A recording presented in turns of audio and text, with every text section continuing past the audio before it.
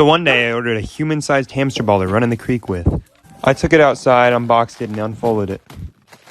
I then plugged the air pump in and turned it on. And while it was filling up, I pulled all the folds out to make sure it filled up all the way. It was done, and I rolled it out to the grass and unzipped it, and all the air came out. Air pump. Yeah, I felt pretty dumb, but then I took it to my brother's truck to take to the creek. We got there, and I drank the bang to have energy like a hamster. I got in the ball, and my brother started filling it up. It was pretty neat from the inside, and I liked the air. And then it was done, and I ran towards the creek. Follow you. I got in the water. Whoa! Like for part 2. Part 2 of putting a hamster ball in the creek. Don't try this at home or anywhere. So I walked in, and it was pretty strong and started to carry me away. It was pretty neat in there, but when I tried to stand up and run, I just fell. So I laid down, and then I got back up and tried again. But yeah, it never worked. So I just chilled and let the current take me, and then we came to this bridge thing, and my brother and my dad stopped me. But I couldn't quite run up to land, and it was kind of a problem. And then some other people helped push, and I made it up and ran off. And then my brother unzipped me. Good job, Jack. Whoa, my ears popped. So one day I wanted to put chalk dash lines all around my neighborhood like I saw this girl on TikTok do. So I went to Walmart and got some spray chalk and some regular chalk. Then went home and tried to make a stencil out of cardboard but failed. Then I tested out some spray chalk, and after that I measured the middle of the road and marked it. Then I tied some rope to a hoverboard to try to pull me, but it failed. Then I made it longer and it still failed. So I tried walking, but that sucked, and I thought it'd be easier with some normal chalk, but it still failed. So I got out a hoverboard I thought was broken, and it worked perfectly. And when I ran out of one piece, I got a new one and kept going all the way until the end of one side of my neighborhood. I ran out again, but kept going, and then was done. And then I went back home, got some more chalk, and went out to the other side of my neighborhood to get started. And I finished off the neighborhood and ran out of chalk. And then on the way home, my hoverboard died, so I had to carry it all the way home. And now here's driving before the lines, and here's driving after. So I was out driving on a back road, don't ask why, and all of a sudden, my check engine light comes on and I don't know what to do. What am I gonna do? But then I had an idea. So I pull over to check my engine because, duh, I get out of my car and go and pop the hood. But then I remember. Oh wait, I don't know anything about cars. I don't know what I'm doing. So I shut the hood and get back in my car. I then proceed to start my car. I don't know what that was about. But when I turn the key, my car won't start. So then I say, it won't start. Gosh dang it. What am I gonna do now? Like for part 2. Check engine light, part 2. So here I am, abandoned on this road, not knowing what to do, but then I remember. Oh wait, my brother's a mechanic. I'll just call him. So I call my brother and say, hey, I'm stranded and my car won't start. Then I tell him where I'm at, and he heads that way. After a 15-minute wait, he shows up. He gets out of his truck to go and pop the hood. I see him, and then I get out to go and meet him by the hood. He pops the hood, and then I ask him, so what do you think's wrong with it? Well, it's Ford. After the slander, he then tells me the actual problem is your throttle body cable's unhooked. He then plugs it back in, and then I leave to test if my car will start. I get in my car, turn the key, and it works. Hey, it worked. So I roll down my window and say, Thanks. So one day I got in a fight with my parents, and I said, oh yeah, maybe I will move out. Then I slammed the door and went back inside to pack my bags. I only packed the bare necessities, my ball, and a half-empty pack of Lifesavers gummies. I threw it on my back and I headed out my door. And then I headed down the stairs, trying to make sure no one would see me. Halfway down the stairs, I looked both directions to make sure the coast was clear. Then, being as sneaky as I could, I went out the back door. I felt excited, free. I was doing it. I was gonna be on my own. I didn't need anyone. I was a free man now. I put on my hood, and then I headed for the woods. Like for part 2. Running away from home, part 2. So I made it to the woods and I headed down towards my old hangout spot. It was a steep slope down and I almost fell, but I kept going. I got to the spot, then I took a deep breath, and then I went to set up my stuff. I sat my bag down, and then I opened it up. And then I pulled out my ball. Looking at the ball, I realized I couldn't make it out here alone with me and just the ball, and I said, I gotta go back home. And I ran back home. So one day I ran outside and saw a watermelon, so I ran to it. I picked it up and then ran it back to my house to open it up the only way I knew how, with rubber bands. I put some rubber bands on it and then I got a sheet for when it breaks. And then I continued placing rubber bands on it with the help of my brother, and it was starting to actually work. I kept doing it, and then my brother drew a face on it. Henry! And then we just kept going until eventually we ran out of good rubber bands. So I was left with no choice but to run out in the rain, get in my car, and drive to Walmart. I got there, got my rubber bands, and then headed back home to get back to placing them. And eventually I could even see the indention in the watermelon. And then I actually predicted it. It's gonna bust. When? Any second. Oh, God. I just know it. Instant replay.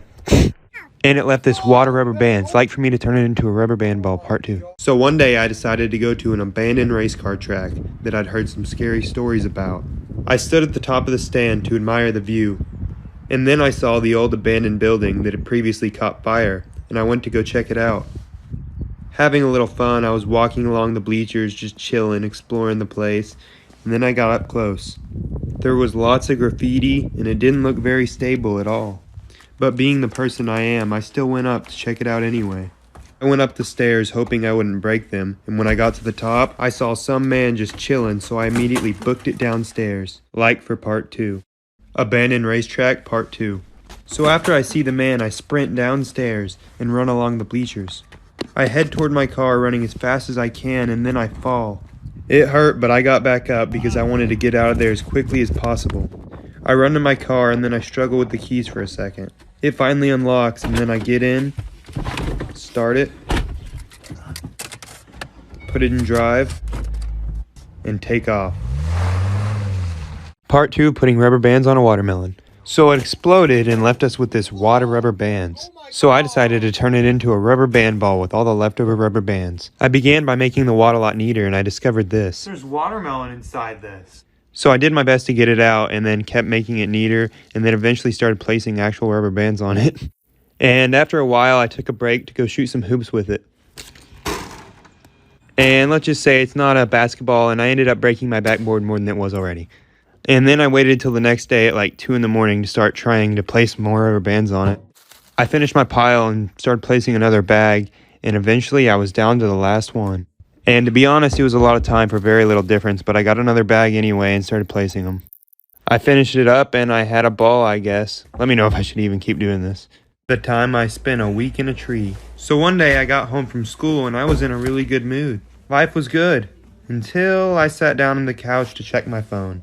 And I saw that TikTok had banned me for 1 whole week. And I was upset, so I ran out the door. And then I ran towards a tree because if I couldn't have TikTok, I didn't want anything. And I was going to stay away from the whole world for a little while. And after struggling to climb the tree, I eventually made my way up.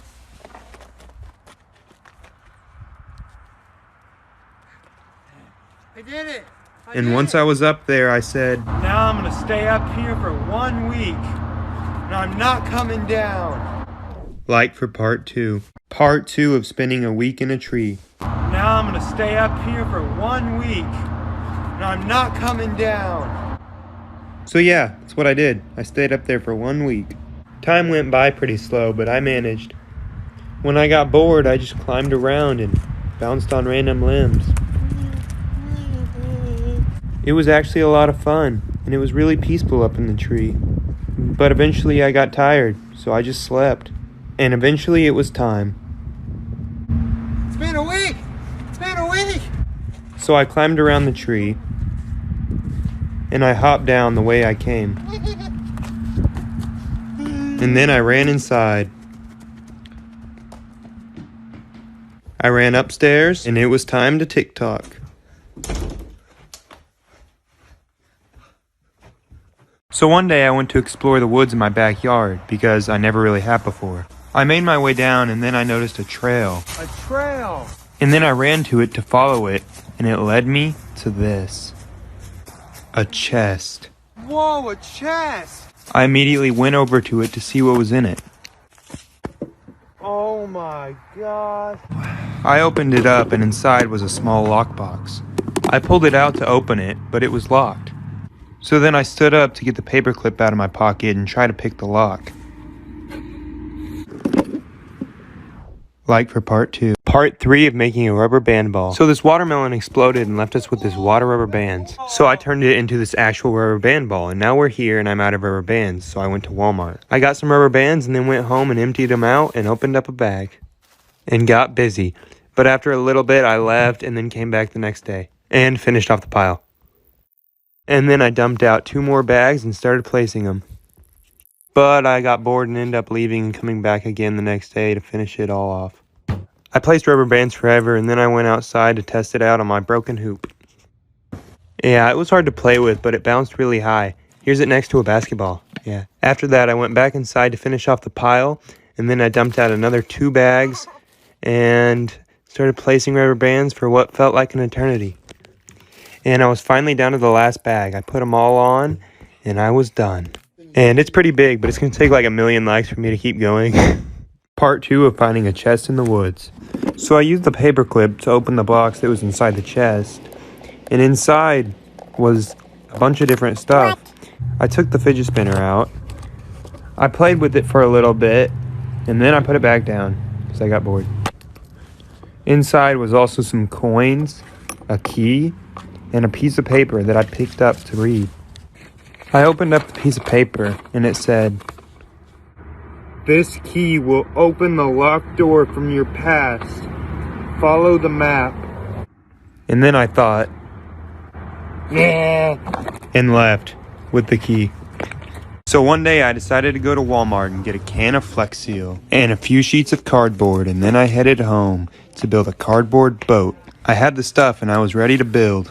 I cut the sheets so I could form them into a boat. I then took my duct tape and I duct taped all around it. I then flipped it over and duct taped that side. I got the base for the boat and positioned it in. I put some duct tape on it, flipped it over again, and put another piece of cardboard on it for support. Now it was ready for the Flex Seal, so I took it to my backyard to be sprayed. I sprayed all around the seams and in every corner until I was done and ready to test it in the creek. Like for part 2. Part 2 of making a cardboard boat and putting it in the creek. So I carried it over to my brother's truck, put it in, and then we headed to the creek. I put on some old shoes in case the boat sank, and then I headed to the creek with my boat. I headed down there and then I picked out my launching area. I picked it out and I put it in the water. Oh my God, I got in the boat and it was pretty sturdy. But it wouldn't move, so I tried paddling. And when that didn't work, I got out, dumped the water out, and put the boat in deeper water. I got in again and it crumpled. Oh God! Oh! He's going under, he's going under. Oh. My feet were soaked, so I got out, got mad, and threw the boat. And sure enough, then it started to float. It went away. And then I threw a rock.